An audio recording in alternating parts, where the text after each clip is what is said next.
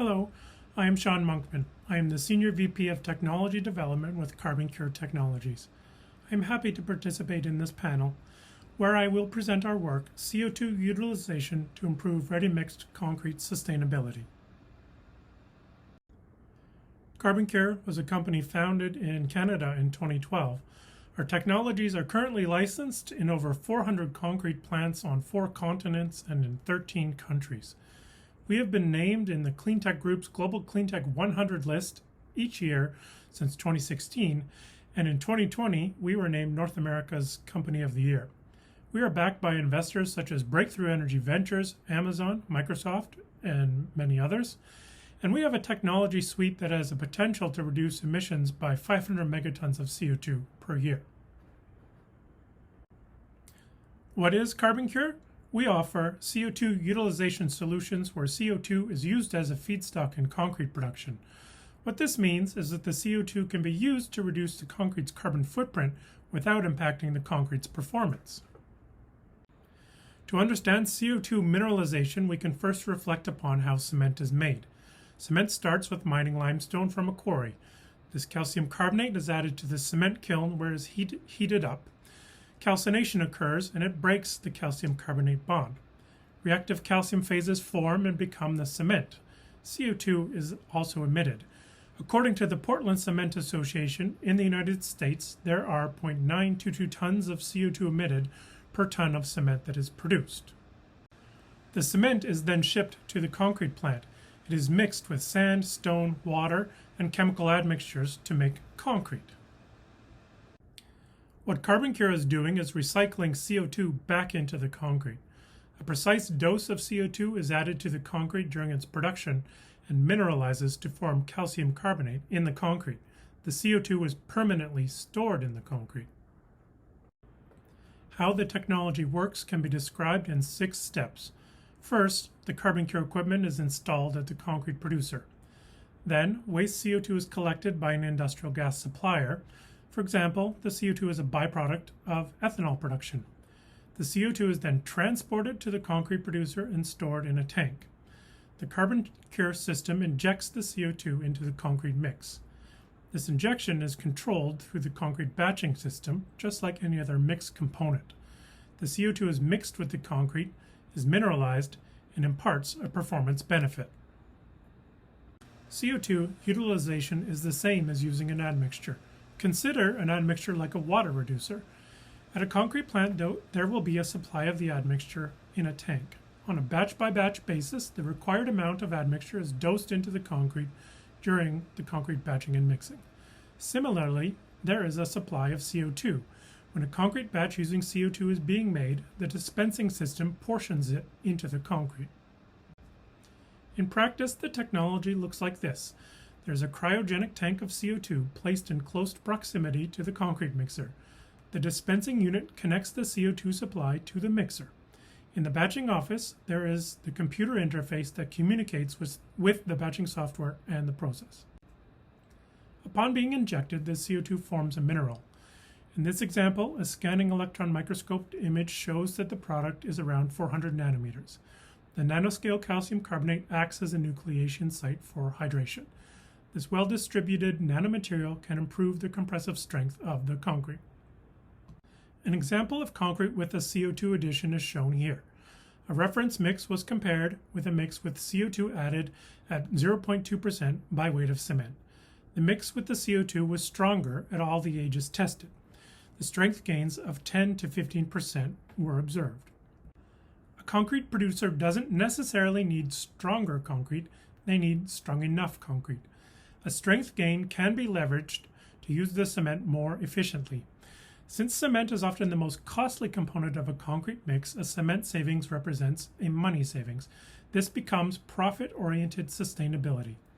For the producer, this can also lead to business growth. It helps concrete within the green building conversation, and the carbon reductions can be sold within the carbon offset markets.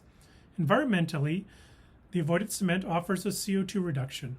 Whereas a reduction of cement is around 5%, there can be about a 25 pound per cubic yard CO2 savings. The largest project made with the CarbonCure technology is found in downtown Atlanta along the Beltline. This mixed-use building at 725 Ponce was completed in 2018. More than 48,000 cubic yards of CarbonCure concrete were used in this project. The CO2 savings reached 750 tons.